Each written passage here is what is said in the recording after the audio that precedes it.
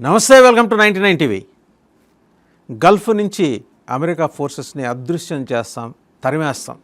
ఇది ముజ్తబా Khamenei, Iran ఇప్పటి supreme leader చేసిన హెచ్చరిక.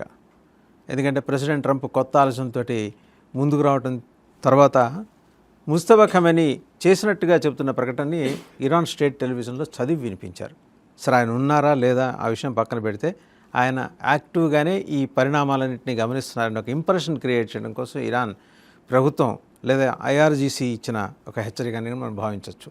అంటే ఒక షేమ్ఫుల్ డిఫీట్ అమెరికా ఎక్స్పీరియన్స్ అయిన తర్వాత, ఎంత డిస్గ్రేస్ఫుల్గా వ్యవహరిస్తున్న తర్వాత కూడా అమెరికా పెడ ధోరణిని ఇక మీదట మేము సహించబోం, ఖచ్చితంగా తరిమేస్తాం, గల్ఫ్ పర్షియా నుంచి తరిమేస్తామని చెప్పేసి ఆయన చేసిన హెచ్చరిక. ఈ పరిణామాల నేపథ్యంలో మళ్ళీ ఏమన్నా కొత్తగా డెవలప్మెంట్స్ చోటు చేసుకోబోతున్నాయా గల్ఫ్ రీజియన్లో అనే అంశానికి సంబంధించి మనకి సమగ్ర విశ్లేషణ చేయబోతున్నారు జియోపొలిటికల్ అఫైర్స్ ఎక్స్పర్ట్ సురేష్ కొచాట్లి గారు. సురేష్ గారు నమస్తే. నమస్కారం. ఆయన ప్రకటన చదివి వినిపించారు సార్ స్టేట్ టెలివిజన్లో. డిస్గ్రేస్, ఆయన ఏమంటాడంటే షేమ్ఫుల్ డిఫీట్ అన్నాడు అమెరికాది 2 నెలల యుద్ధం తర్వాత, లార్జ్ డిప్లాయ్మెంట్ ఆఫ్ ఫోర్సెస్ తర్వాత. ఇప్పుడు 60 రోజులు అయినాయి యుద్ధానికి. సో ఈయన స్టేట్మెంట్ కొత్తగా వచ్చిందంటే ఈయన ఏమంటున్నారు, ముజ్తబా ఖమేనీ అంటే గల్ఫ్లో మేము మా నేబర్స్ని ఆక్రమించలేదు, మేము అక్కడున్న అమెరికన్ బేసెస్ని ఆక్రమించినాం, అమెరికన్ ఇంట్రెస్ట్ ఎక్కడెక్కడుందో వాళ్ళని మనం ఆక్రమించామని చెప్తున్నారు, చాలా క్లియర్గా చెప్తున్నారు. కానీ మనందరూ తెలిసిందే, చాలా మటుకు గల్ఫ్ దేశాల్లో నష్టం జరిగింది వాళ్ళకి. అది దుబాయ్ లాంటి ప్లేస్ ఉండొచ్చు, కువైత్ ఉండొచ్చు, ఖతార్లో ఉన్న గ్యాస్ రిఫైనరీస్ ఉండొచ్చు, చాలా మటుకు నష్టాలు అయినాయి. ఇప్పుడు అదంతా మర్చిపోండి, మనందరూ కలిసి ఒక కొత్త గల్ఫ్ని తయారు చేద్దాం, అమెరికా నుంచి ఇక్కడ తరిమి కొట్టేద్దాం, అమెరికన్ బేసెస్ ఇక్కడ ఉండకూడదు, స్ట్రైట్ ఆఫ్ హార్మూజ్ మన అందరిది అని చెప్పి ఒక కొత్త స్ట్రాటజీతో వచ్చారు. అది ఆయన చెప్పారో లేకుంటే ఇంకెవరైనా రాసి చదివిపించారో తెలియదు మనకి దీని గురించి. కానీ దీంట్లో ఒక మార్పు ఉంది, చాలా క్రూషియల్. బహుశా ఇరాన్ తెలిసిపోయింది, పక్కన ఉన్న నైబర్స్ని కొట్టిన దాంట్లో వాళ్ళు డైరెక్ట్ అమెరికన్ బేసెస్ని కొడితే ప్రాబ్లం లేకుంటుండే. మీరు అక్కడ ఉన్న ఇంట్రెస్ట్ని కొట్టారు, వాళ్ళు దుబాయ్లో ఉన్న ఎయిర్పోర్ట్ కొట్టారు, పామ్ జుమరియా కొట్టారు, ఖతార్లో ఉన్న గ్యాస్ ఫీల్డ్స్ కొట్టారు. మీరు అమెరికన్ కన్సులేట్ మీదో లేకుండా అమెరికన్ బేసెస్ మీద ఎందుకు కొట్టట్లేదు? కొట్టారు అప్పుడప్పుడు, కానీ ఎక్కువ జరగలేదు, నష్టం జరగలేదు వాళ్ళకి. గల్ఫ్ దేశాలకు ఇంకో లెసన్ నేర్చుకున్నారంటే అమెరికా మిమ్మల్ని కాపాడదు, చాలా క్లియర్. వాళ్ళు వాళ్ళ సెల్ఫిష్ ఇంట్రెస్ట్ చూసుకుంటున్నారు. వాళ్ళ ఎంబసీ కానీ వాళ్ళ కన్సులేట్ కానీ వాళ్ళ వైపు నుంచి ఉన్న ఏదైనా అసెట్స్ ఉంటాయి, లైక్ ఎయిర్ ఫోర్స్ బేస్ కానీ ఏమైనా ఉంటాయి, దాన్ని కాపాడుకుంటారు వాళ్ళు. మీరు పోతే పోయారు అంతే సంగతి, మీరు చూసుకోవాల్సి. కానీ మీకు ఆయుధాలు ఇచ్చాం కదా అని అంటారు. మీకు ఆయుధాలు ఇచ్చాం, మేము ట్రైనింగ్ ఇచ్చాం మీ వాళ్ళకి, మీ వాళ్ళు చూసుకోవాలి అదంతా. మేము వచ్చి మేము అక్కడ కూర్చోలేము కదా మీకోసం. అమెరికా చాలా క్లియర్గా చెప్పేశారు. ఇది మీకు 2 గల్ఫ్ దేశాల్లో చాలా క్లియర్గా కనిపిస్తుంది. 3-4 వారాలు కాగానే యుద్ధంలో, ఇప్పుడు 8 అయింది అనుకోండి, ఇప్పుడు ఆల్మోస్ట్ 2 నెలలు అయింది. సౌదీ అరేబియా పాకిస్తాన్ తెచ్చుకున్నారు. యుఎస్ మమ్మల్ని కాపాడరు, మా వాళ్ళు యూజ్లెస్, పని చేయలేరు ఎక్కువ, ఓకే, మా సోల్జర్స్ అంత ట్రైన్డ్ కాదు, యుద్ధం ఇప్పుడు దాకా యుద్ధం చూడలేదు వాళ్ళు. కానీ పాకిస్తాన్ వాళ్ళు యుద్ధం చూశారు చాలా మటుకు, వాళ్ళని తెచ్చుకున్నాం. మా ఎయిర్ ఫోర్స్ అంత గ్రేట్ కాదు, పాకిస్తాన్ ఎయిర్ ఫోర్స్ తెచ్చుకున్నాం. రెంట్కి తెచ్చుకున్నారు వాళ్ళు, కిరాయికి తీసుకొని సౌదీ అరేబియాలో పెట్టుకున్నారు. ఇప్పుడు వాళ్ళు రిలాక్స్గా కూర్చున్నారు సౌదీ అరేబియా, పాకిస్తాన్ చూసుకుంటారు, ఓకే. ఇటువైపు యూఏఈ వాళ్ళు కూడా తెలిసిపోయింది వాళ్ళకి, మమ్మల్ని ఎవరు కాపాడరు, ఈ యూఎస్ ఇచ్చిన మిసైల్స్ని వాడుకోవడం మా డబ్బులు పోతాయని కానీ ఇంకేం కాదు, మేము పని చేద్దాం, ఇజ్రాయెల్ని పిలిపించుకున్నారు. ఆలోచించండి, ఇజ్రాయెల్ స్వోన్ ఎనిమీ వీళ్ళందరిది, కానీ యూఏఈకి ప్రాబ్లం లేదు. ఇజ్రాయెల్ ఏం కావాలని అడిగారు, ఇట్లా మిసైల్స్ కొడుతున్నారు, మా ఐరన్ డోమ్ పంపిస్తాం మీకు, వాళ్ళ టాప్ మోస్ట్ డిఫెన్స్ మెకానిజం అది, ఐరన్ డోమ్ పంపిస్తాం, తోడు మా టెక్నీషియన్స్ కూడా పంపిస్తాం, వాళ్ళు అడ్డుకుంటారు, నో ప్రాబ్లం. సో ఇజ్రాయెల్ తెచ్చుకున్నారు. ఇప్పుడు చూడండి మిగతా దేశాలు ఏం చేస్తారు. ఒకటి, వాళ్ళు ఇరాన్తో పోవాల్సి వస్తుంది, లేకుంటే వాళ్ళ పని వాళ్ళు చూసుకోవాల్సి వస్తుంది. ఇరాన్తో వెళ్తే వాళ్ళు ఫినిష్ అయిపోతారు. ఖతార్ తీసుకోండి యాజ్ అన్ ఎగ్జాంపుల్. ఖత్తర్ది ఇప్పుడున్న గ్యాస్ ఫీల్డ్స్ మీద జరిగిన దాడిలో 25% దాకా వాళ్ళకు నష్టాలు జరిగినాయి. అది రిపేర్ చేయడానికి చాలా టైం తీసుకుంటుంది. ఇప్పుడు ఏం అమ్మలేకపోతుంది. లాస్ట్ 1 మంత్ నుంచి ఏం అమ్మలేరు వాళ్ళు. స్టేట్ ఆఫ్ హార్మస్ మొత్తం బంద్ చేసి పడేసిన తర్వాత బహుశా వాళ్ళు కూడా రేపు ఇంకెవరిని పిలిపించుకుంటారు, టర్కీని పిలిపించుకుంటారేమో. అన్న వచ్చి మమ్మల్ని కాపాడండి, మేము మీకు డబ్బులు ఇస్తాం, మీ వాళ్ళు పంపించండి అని చెప్పి. గల్ఫ్లో ఉన్న సెక్యూరిటీ సెనారియో మొత్తం మారిపోతుంది. అంటే ఏ దేశానికి ఆ దేశం ఎవరో ఒకళ్ళ మీద బ్యాంక్ అయ్యే పరిస్థితి వచ్చింది. ఎస్, ఎందుకంటే అమెరికా ముందు ఆయుధాలు ఇచ్చారు, తర్వాత ఏమన్నారు, మా బేస్ ఇక్కడ ఉంది కదా, మిమ్మల్ని ఎవ్వరు కొట్టరు, మేము చూసుకుంటాం మిమ్మల్ని అని చెప్పారు. వాళ్ళు బేస్ని కొట్టారు కదా, వాళ్ళు బేస్ని కొట్టారు, వాళ్ళ అసెట్స్ కూడా కొట్టారు కదా. ఏం చేయలేదు అమెరికా, వాళ్ళకు బేస్ కాపాడుకున్నారు. సౌదీ అరేబియాలో బాంబు పడినప్పుడు అమెరికన్స్ మిసైల్ ఫైర్ చేయలేదు మిగతా చోట్ల. ఖతార్ మీద బాంబు పడినప్పుడు అమెరికా సపోర్ట్ చేయలేదు. వాళ్ళ పెద్ద ఎయిర్ ఫోర్స్ బేస్ అక్కడ ఉంది. వాళ్ళేమన్నారు, మా వైపు వచ్చి కొడితే మేము కాపాడు, మిమ్మల్ని మీరు మీ పని చూసుకోండి మీరే. సేమ్ కేసు, మేము ఆయుధాలు ఇచ్చాం, ట్రైనింగ్ ఇచ్చాం, మీరు చూసుకోండి ఇక. ఇది వాళ్ళ స్ట్రాటజీ.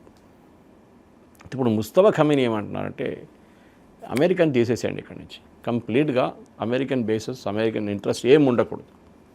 కానీ అది జరగదు, మనందరూ తెలిసిందే. ఈ గల్ఫ్ దేశాలు అందరూ భయపడతారు. ఖత్తర్ దగ్గర ముస్లిం బ్రదర్హుడ్ ఉన్నారు, సౌదీ అరేబియాకి ముస్లిం బ్రదర్హుడ్తో పడదు. ఏదో ఒక రోజు మా దగ్గర మొత్తం రెజీమ్ మార్చేస్తారు వాళ్ళు, రెజీమ్ చేంజ్ ఇక్కడ జరుగుతుంది అక్కడ కాదని. అదే టైంలో బహ్రెయిన్, కువైత్ అండ్ ఈవెన్ చిన్న చిన్న దేశాలు అక్కడ ఉన్నది, వాళ్ళు కూడా చాలా పాపం కష్టపడుతున్నారు.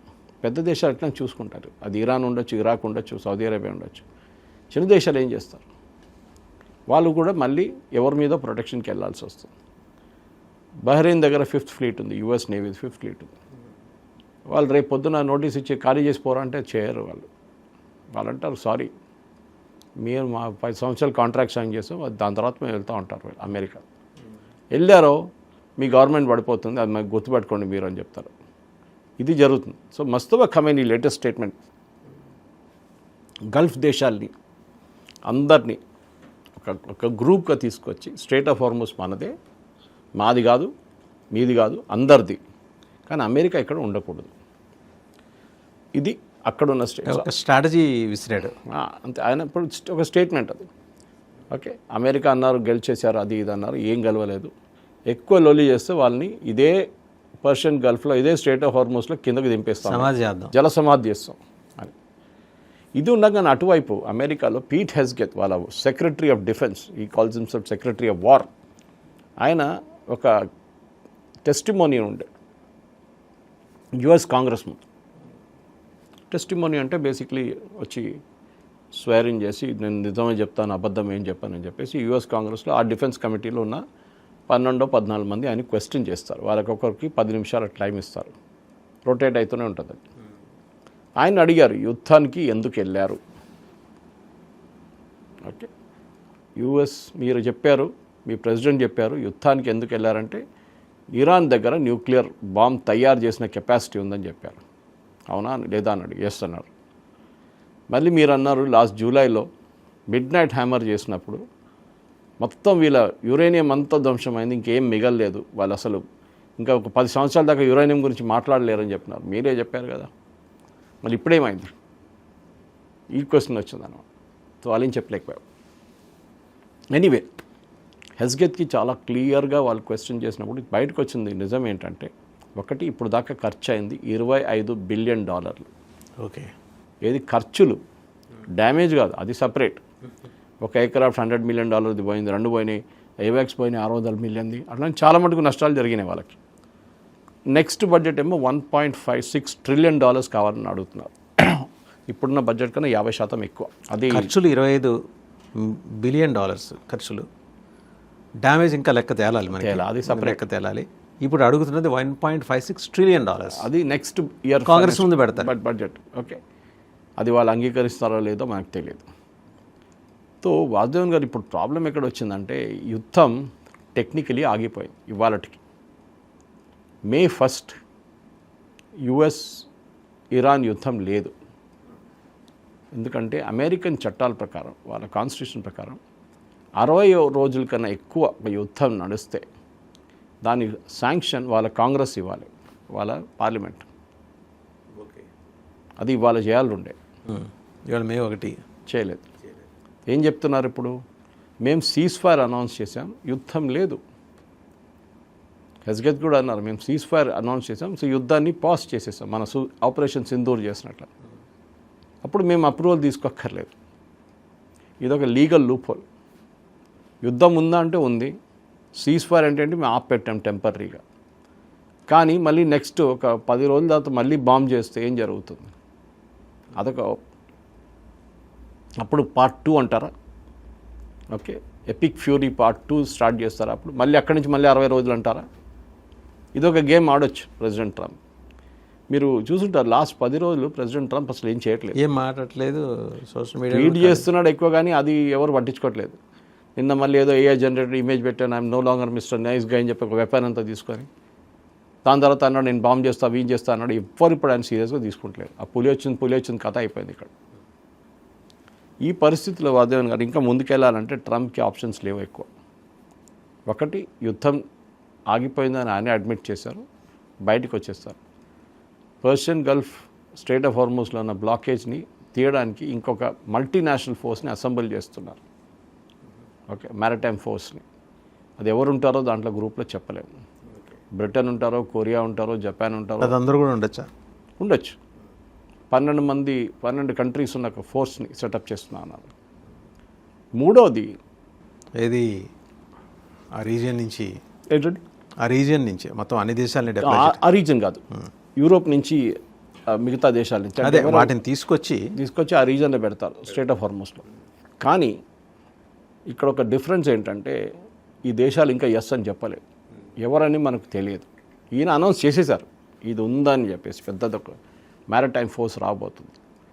ఇదే టైంలో మీరు చూస్తే వాళ్ళ వైపు నుంచి, యుఎస్ వైపు నుంచి బాంబింగ్ ఏం జరగట్లేదు, కానీ ఇజ్రాయెల్ అక్కడ ఆపలేదు, వాళ్ళు బాంబ్ చేస్తున్నారు.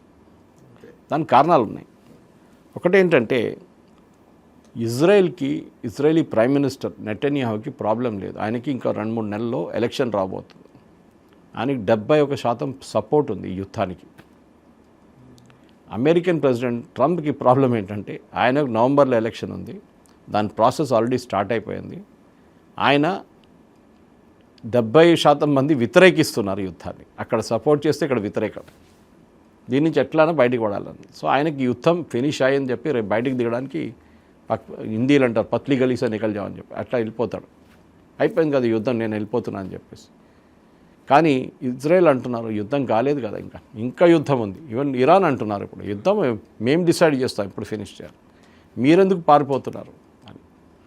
సో ప్రెసిడెంట్ ట్రంప్కి ఇది చాలా పెద్ద ఒక దెబ్బ. పాసిబ్లీ ఆయన పొలిటికల్ కెరియర్లో ఇది ఒక పెద్ద బ్లండర్ జరిగింది. అక్కడ యుఎస్ గ్యాసోలిన్ ప్రైసెస్ ఇప్పుడు $5 అయిపోయింది ఒక గ్యాలన్కి, డీజిల్ ప్రైసెస్. అది తట్టుకోలేరు అక్కడ. ఆయన చాలా పెద్ద వ్యతిరేకత ఫేస్ చేస్తున్నారు. దానికోసం ఆయన బాంబింగ్ గురించి మాట్లాడలేదు. ముందైతే I will finish off the civilisation, రేపు పొద్దున్న దాకా సివిలైజేషన్ ఉండదు, I will bomb them to dark ages, అది ఇదని చెప్పిన మనిషి ఇప్పుడు క్వైట్గా ఉన్నారు. బికాస్ పొలిటికలీ ఆయన చాలా వీక్ పొజిషన్ ఉన్నారు ఇప్పుడు. అప్పుడప్పుడు స్టేట్మెంట్ ఇస్తుంటారు, వాళ్ళ నేవీ లేదు, వాళ్ళ ఎయిర్ ఫోర్స్ లేదు, ఇది రెగ్యులర్ ఆయన డ్రిల్ ఇది. ఇప్పుడున్న పరిస్థితిలో వాదేవన్ గారు ట్రంప్ మిగతా దేశాలను ఇన్వాల్వ్ చేసి బయటికి వెళ్ళడానికి ట్రై చేస్తున్నారు. కానీ గల్ఫ్ ఏరియాలో మనకు ఒక ప్రాబ్లం ఉంది. వీళ్ళందరూ ఒకరినొకరిని ట్రస్ట్ చేయట్లేదు. మీకు తెలిసిందే, మనం నిన్న డిస్కస్ చేసాం యుఏఈ గురించి. యుఏఈ ఒపెక్ నుంచి బయటికి వెళ్ళిపోయారు. ఎందుకు వెళ్ళారని మన అందరికీ తెలుసు. వాళ్ళకి సౌదీ అరేబియాకి పడదు. సౌదీ అరేబియా యుఏఈ ప్రతి చోట్ల కొట్టుకుంటున్నారు. యెమెన్లో ఉన్నారు, సొమాలీలాండ్ వైపు ఉన్నారు, ఆఫ్రికాలో చాలా దేశాల్లో వీళ్ళిద్దరు నడిమిట్లో గొడవ ఉంది. అదే టైంలో నేటో ఫోర్సెస్ గురించి ప్రెసిడెంట్ ట్రంప్ ఇప్పటి నుంచి ఆయన నేటోని తిడుతూనే ఉన్నాడు. ఇప్పుడు లేటెస్ట్గా జర్మన్ ఛాన్సలర్ ఏదో అన్నాడని చెప్పేసి జర్మనీ నుంచి నేను మా యుఎస్ సోల్జర్స్ని అందరినీ విత్డ్రా చేసుకోబోదు. ఎవరికి నష్టం? చెరువు మీద అలుగుతున్నాడు. ఎవరికి నష్టం లేదు. రష్యా రేపు వచ్చి జర్మనీని అటాక్ చేయరు, మీరు వెళ్ళిపోండి అని చెప్పాలి. యాక్చువల్లీ కాల్పట్టక్కర్లేదు. నేను ఫ్రాన్స్ నుంచి విత్డ్రా చేస్తా అంటున్నాడు, ఇంగ్లాండ్ నుంచి విత్డ్రా చేసుకోండి. అక్కడున్న ప్రధానమంత్రి కానీ అక్కడున్న ప్రెసిడెంట్ చెప్పాల్సింది, సరే వెళ్తావా వెళ్ళు, మేము మీ కాలు పట్టుకోను, ఉండరా బాబు అని చెప్పాను, మీరు వెళ్ళిపోవాలంటే వెళ్ళిపోండి, నథింగ్ విల్ హ్యాపెన్. రష్యా మమ్మల్ని వచ్చి ఆక్రమించారు. ఆ పాత నేటో ఒక ఎందుకు స్థాపించారో అది పోయింది. ఇప్పుడు ఆ సిచ్యువేషన్ లేదు. ఇప్పుడు సరే యుక్రెయిన్ రష్యా వార్ నడిమిట్ల యుద్ధం నడుస్తుంది. ప్రెసిడెంట్ ట్రంప్ పుటిన్తో మాట్లాడుతున్నారు, జెలెన్స్కీతో మాట్లాడలేదు. ఎందుకు? పుటిన్ ఏమన్నాడు? పుటిన్ అన్నాడు, నువ్వు నేటోని ఫినిష్ చేయి, నువ్వు జెలెన్స్కీని ఫినిష్ చేస్తే నేటోని ఫినిష్ చేసినట్టు ఉంటుంది. వాడు నేటో ఆయుధాలు తీసుకొని మీ వ్యతిరేకంగా పోరాటం చేస్తున్నారు. So you finish him of. Okay, అది పుటిన్తోనే ఒక టాక్టిక్ అగ్రిమెంట్ అనమాట ట్రంప్ది. ఈ పరిస్థితి చూస్తే ఇప్పుడు దీంట్లో 2-3 విన్నర్స్ ఉన్నారు. ఒకటి ఇరాన్, చాలా క్లియర్. రెండవది రష్యా, మూడవది చైనా. ఫస్ట్ ఇరాన్ని తీసుకుందాం. ఇరాన్లో ఇప్పుడున్న పరిస్థితుల్లో రెజ్యూమ్ చేంజ్ జరగలేదు, అదే గవర్నమెంట్ ఉన్నారు ఇప్పుడు కూడా, అదే మంత్రులు ఉన్నారు ఇప్పుడు. కొంతమంది చనిపోయారు అంతే టాప్ లీడర్షిప్లో. ఇటువైపు రష్యా చూస్తే, రష్యా దగ్గర నుంచి ఆయిల్ బ్యాన్ ఉండే ఇన్ని సంవత్సరాల నుంచి, 3 సంవత్సరాల నుంచి యుక్రెయిన్ వార్ తర్వాత ఇప్పుడు ప్రెసిడెంట్ ట్రంప్ దాన్ని మొత్తం ఎత్తివేశాడు. ఇప్పుడు మీరు ఎంత కావాలంటే అమ్ముకోండి. సో ప్రెసిడెంట్ పుటిన్ అమ్ముకుంటే ఇప్పుడు 6 నెలల పాటు ఆయిల్ సేల్స్ చేస్తే ఈ యుక్రెయిన్ వార్ ఖర్చు అయిన డబ్బులంతా దాని నుంచి వచ్చేస్తుంది. అఫ్కోర్స్ రష్యన్ ఎకానమీ చాలా బ్యాడ్ షేప్లో ఉన్నారు, అది ఇంకో స్టోరీ అది. సో మన వైపుని చూస్తే ఇప్పుడు భారతదేశానికి ఏంటి దీంట్లో ఒక రోల్ ఏమైనా ఉందా అంటే ఎస్. మన మోదీ గారు ఇప్పుడు వెళ్తున్నారు, యూరోప్ టూర్కి వెళ్తున్నారు. వస్తూ ఒక 3 hours స్టాప్ చేస్తున్నారు. ఎక్కడ? యుఏఈలో. మీకు గుర్తుంది, అల్ నహాన్ వాళ్ళ ప్రిన్స్ కూడా మన దగ్గర 3 గంటలు, ఆయన 3 hours ఉన్నారు, ఇప్పుడు ఈయన కూడా 3 hours వెళ్ళబోతున్నారు. ఏం చేస్తారు? ఇజ్రాయెల్ ఎక్కువ రోజు ఉండరు అక్కడ. ఇజ్రాయెల్ ఇది కాగానే వెళ్ళిపోతారు. యుద్ధం తర్వాత ఏంటి? పాకిస్తాన్ సౌదీ అరేబియా ఒప్పందం చేసుకుంటే యుఏఈ ఇండియా ఒప్పందం ఎందుకు చేసుకోకూడదు? తప్పేం లేదు. మన వార్షిప్లు తీసుకొచ్చి దుబాయ్ పోర్ట్లో పెట్టేస్తాం. 2 వార్షిప్లు 3 వార్షిప్ అక్కడే ఉంటుంది, తిరుగుతూ ఉంటుంది అక్కడ. మన కొంచెం సోల్జర్స్ని తీసుకెళ్ళి ట్రైనింగ్ ఇస్తాం వాళ్ళకి. వాళ్ళ దగ్గర కొన్ని యాంటీ ఎయిర్క్రాఫ్ట్ గన్స్ పెట్టుకుంటాం, యాంటీ మిసైల్ బ్యాటరీస్ పెట్టుకుంటాం మనం. ఇరాన్ మళ్ళీ ఏమైనా ఫైర్ చేస్తే అడ్డుకోవడానికి. సో ఆలోచన ఇటువైపు Saudi Arabia, Pakistan, UAE, India. ఇది గల్ఫ్లో జరుగుతున్న జియో పాలిటిక్స్. ఇంకా ఈ రీజన్లో ఉన్న ఇన్స్టెబిలిటీ చూస్తే చాలా మటుకు భారతదేశానికి కూడా దానికి ఉపయోగం వస్తుంది. ఎందుకంటే ఏదో ఒక రోజు సౌదీ అరేబియా వ్యతిరేకంగా ఉన్న దేశాలు మన దగ్గరకు వస్తారు. సరే, మన రిలేషన్షిప్ సౌదీ అరేబియాతో ఎట్లా ఉందంటే ఆన్ ఆఫ్ ఉంది. అది మన అందరూ తెలిసిందే. OPEC నుంచి ఎందుకు వచ్చారు యుఏఈ బయటికి వెళ్ళి? బేసిక్లీ వాళ్ళ పని చూసుకుంటున్నారు. ఓకే, వాళ్ళ దగ్గర ఉన్న ఆయిల్ కెపాసిటీ పెంచుకుంటున్నారు. 5 బిలియన్ బ్యారెల్స్, తర్వాత 6 బిలియన్ రెవెన్యూస్ పెంచుకుంటున్నారు. ఇప్పుడున్న 3.5 నుంచి.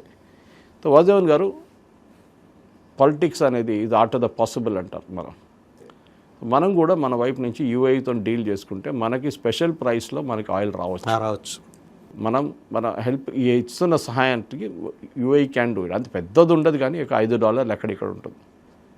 కానీ అన్నిటికంటే ఇంపార్టెంట్ ఏంటంటే ఈ యుద్ధం రేపు బంద్ అయింది అనుకోండి, రేపు ఫినిష్ అయింది, సీజ్ ఫైర్ అంతా పోయింది.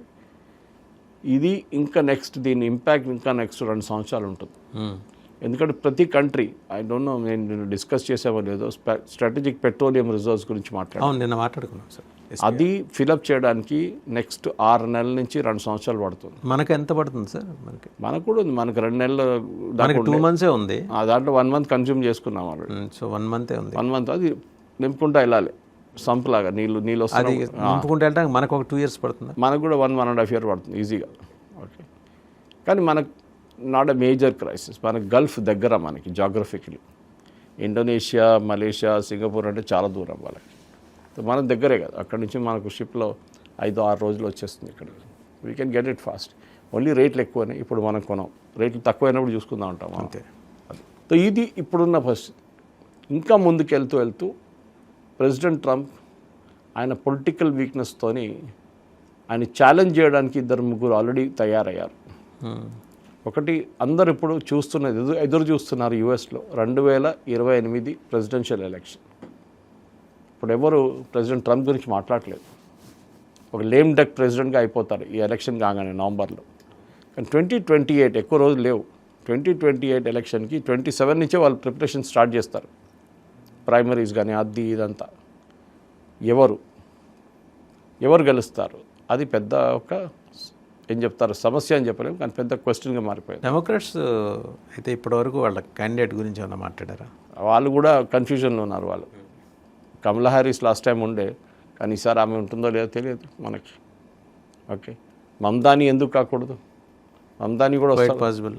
ఇదంతా అంటే యూఎస్లో కూడా మారిపోతుంది చాలా మటుకు. దానికోసం మాగా అని గ్రూప్ ఒరిజినల్ ఏం చెప్తారు అప్పుడున్న అమెరికన్స్ వాళ్ళ నెక్స్ట్ జనరేషన్ ఇదంతా.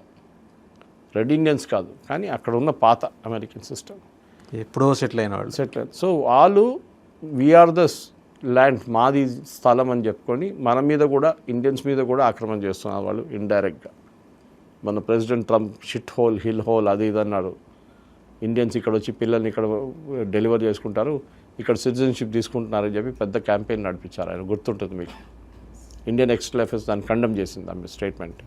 కానీ వాళ్ళ వైపు ఐఎమ్ నాట్ సర్ప్రైజ్, అది ఆయన మాట్లాడుతున్న తీర్పు అట్టనే మాట్లాడతారు ఆయన, ఏం చేయలేం మనం. కానీ మన దగ్గర నుంచి ఇప్పుడున్న యుద్ధానికి మనకి ప్రాబ్లం ఏంటంటే నిన్న Brent crude went up to $126 per barrel, which is unsustainable. ఇప్పుడు LPG, commercial LPG prices have gone up, ఎక్కువ చేశారు. ఎన్ని రోజులు ఇట్లా ఉంటుందని మనం ఏదైనా ఆల్టర్నేటివ్ చూడాలన్నా. యుద్ధం అయితే ఆపడం మన చేతిలో లేదు. కానీ state governments and central government ట్యాక్సులు తగ్గించాల్సి వస్తుంది. For example VAT, value added tax, ఇది ప్రతి ప్రోడక్ట్ మీద యూజ్ చేస్తారు మన దగ్గర. స్టేట్ గవర్నమెంట్ చేస్తుంది కదా సార్, అది వాళ్ళు తగ్గించాల్సి వస్తుంది. వీళ్ళేమంటారు వాళ్ళ దగ్గర తగ్గించారు, ఆల్రెడీ 10% తగ్గించారు ఎక్సైజ్. రెండు ఎగ్జాంపుల్స్ సార్. తెలంగాణలో పెట్రోల్కిను పక్క రాష్ట్రం కర్ణాటకలో పెట్రోల్కి ₹10 వ్యత్యాసం ఉంది. అదే ఎయిర్ టర్బైన్ ఫ్యూయల్ కూడా ఉంది. ఎయిర్లైన్ వాళ్ళు ఫిల్ చేస్తారు కదా, కొన్ని చోట్లలో 8 ఎక్కువ ఉంటుంది, 2, 3, 4% ఎక్కువ ఉంటుంది పక్క స్టేట్ కన్నా. ఎయిర్లైన్స్ ఏం చేస్తారు, అక్కడ వెళ్ళి ఫుల్ ట్యాంక్ కొట్టించుకుంటారు ఇక్కడే, మళ్ళీ అక్కడికి వెళ్ళి ఫ్లై చేసి మళ్ళీ వచ్చి ఫుల్ ట్యాంక్ కొట్టించుకుంటారు. ఒక టైంలో ఉండే Hyderabad became the hub for that. హైదరాబాద్లో అన్నిటికంటే తక్కువ వ్యాట్ ఉండే ఏవియేషన్ ఫ్యూయల్. ఏవియేషన్ ఫ్యూయల్ రేపు మీరు ఎక్స్పెన్సివ్ అయితే ఇప్పుడు ఎయిర్లైన్స్ అంటున్నారు మేము ఫ్లైట్స్ కట్ చేసేస్తాం, తగ్గించేస్తాం. 100 ఫ్లైట్లు ఉంటే రేపటి నుంచి మేము 50, 60 అంతే. ఇటువైపు మీరు చూసిన యూరోప్లో 540 ఫ్లైట్స్ క్యాన్సిల్ చేశారు. నేను ఫ్యూయల్ లేదు అంతే. మన దగ్గర ఫ్యూయల్ ఉంది కానీ ఎక్స్పెన్సివ్ ఉంది, అది ప్రాబ్లం. అందుకని సో ఇప్పుడున్న పరిస్థితుల్లో యూరోప్ కానీ అమెరికా కానీ ఏషియాటిక్ కంట్రీస్ కానీ వీళ్ళెవ్వరికి ఏం చేయలేని పరిస్థితుల్లో ఉన్నాం. అందరు చేయాలని ఉంది కానీ ఏం చేస్తారు? ఇరాన్ దగ్గర పోరాడడానికి రెడీగా ఉన్నారా? లేదు. స్టేట్ ఆఫ్ హార్మోస్ని మీరు ఫోర్సిబ్లీ ఓపెన్ చేస్తారు, అది కూడా లేదు. ఇప్పుడున్న పరిస్థితి స్టేటస్ కో లాగా మీరు లాస్ట్ వారం 10 రోజుల పాటు మీరు చూస్తుంటారు, ఒక యాక్టివిటీ లేదు. అండ్ ఎవరు మాట్లాడుకోవట్లేదు కూడా, మజాక్ రావట్లేదు, బాంబింగ్ లేదు, ఏం లేదు, ఏం బోర్ కొడుతుంది. ఇప్పుడు అక్కడ ఇజ్రాయెల్ వాళ్ళు కొడుతున్నారు, అది న్యూస్ కూడా రావట్లేదు హిజ్బుల్లా మీద. అంటే ఇజ్రాయెల్ వరకు అది మ్యాటర్ ఏమో కానీ మనకు కాదు, అది కాదు. సో ఈ పరిస్థితిలో ఉన్నాం వాద్యాలు. చూడాలి అయితే మనం ఇంకా ముందుకెళ్తే బహుశా ఇంకా వారం తర్వాత ప్రెసిడెంట్ ట్రంప్ క్వైట్లీ వెళ్ళిపోతారు ఇక్కడి నుంచి. ఆయన అది చెప్తున్నారు, నేను అది చేస్తాను, బాంబ్ చేస్తాను అని, కానీ చేయలేడు. ఒకటి కాంగ్రెస్ ప్రాబ్లం ఉంది ఆయనకి, రెండవది ఆయన ఏం చేస్తే కానీ యుద్ధం మళ్ళీ ఇంకా ఎక్స్టెండ్ అవుతుంది. దీని నుంచి బయటికి రావాలంటే ఆయన ఈ యుద్ధం ఫినిష్ చేయాల్సింది. సో బహుశా నా లాజిక్ ఏంటంటే యురేనియం పక్కన పెట్టి మిగతా మాట్లాడాల్సి వస్తుంది. First state of Hormuz open చేస్తాం, తర్వాత మిగతా చూసుకుందాం. ఇది లాజిక్ ఉండాలి. రైట్ సురేష్ గారు, ఓకే, థ్యాంక్ యూ. సో చూసాం కదా, అంటే సౌదీ పాకిస్తాన్ సాయం తీసుకుంది, వాళ్ళ ఎయిర్ క్రాఫ్ట్స్ని అద్దెకు తీసుకుంది, వాళ్ళ సైన్యాన్ని తెప్పించుకుంది, పిలిపించుకుంది. మరి మనం ఎందుకు యుఏఈ సాయం తీసుకోవటం, యుఏఈ మనకెందుకు సపోర్ట్ రాకూడదు? బహుశా ప్రధానమంత్రి 3 గంటల పాటు అక్కడ వెళ్ళి యుఏఈలో ఉండబోతున్నారు. వారి ప్రిన్స్ ఇక్కడికి వచ్చి కరెక్ట్గా ఆయన 3 గంటలు ఉన్నారు. సో ఒక స్ట్రాటజిక్ అండర్స్టాండింగ్కి రాబోతున్నారు. ఒప్పందం అనే మాట మనం అనలేం, కానీ ఒక అవగాహనకైతే రాబోతున్నారు. సో ట్రంప్ ఇనిషియేట్ చేసిన యుద్ధం గల్ఫ్ దేశాల్లో ఐక్యతకి చిచ్చు పెడితే, గల్ఫ్ దేశాలు కొన్ని తమ రక్షణ కోసం అమెరికాను వదిలేసి వేరే దేశాల మీద బ్యాంక్ అయ్యే పరిస్థితి సృష్టించింది. యుఏఈ అలా భారత్ సాయం కోరింది. సరే, పాకిస్తాన్కి దగ్గర పాకిస్తాన్ చిల్లర పైసలు కాసిపడేది కాబట్టి వాళ్ళ సైన్యాన్ని, వాళ్ళ ఆయుధాలని, లేకపోతే వాళ్ళ విమానాల్ని సౌదీకి అప్పచెప్పింది. మొత్తంగా మిగిలిన అన్ని దేశాలు కూడా మార్గాలు ఎత్తుక్కుంటున్నాయి, బహ్రెయిన్తో సహా అన్నీ ఎత్తుక్కుంటున్నాయి. బహ్రెయిన్లో 5th ఫ్లీట్ ఉంది. సో వాళ్ళ వ్యవస్థలను రక్షించుకునే అమెరికా దేశాలను రక్షిస్తారనే ఒక సందేహం అయితే గల్ఫ్ దేశాలకు వచ్చేసింది. ఈ క్రమంలో ఎవరికి వారు ఇండిపెండెంట్గా తమ దేశ సార్వభౌమాధికారాన్ని కాపాడుకోవడానికి అన్ని ప్రయత్నాలు చేస్తున్నారు. యుఏఈ మన చెంతకు వచ్చింది. మనం చాలా సాధారణంగానే యుఏకి సపోర్ట్ చేసే అవకాశాలు స్పష్టంగా కనిపిస్తున్నాయి. అండ్ అలాగే ఆయన ఖమేనీ ఒక హెచ్చరిక జారీ చేశారు. గల్ఫ్ నుంచి మిమ్మల్ని అదృశ్యం చేస్తాం అమెరికాని.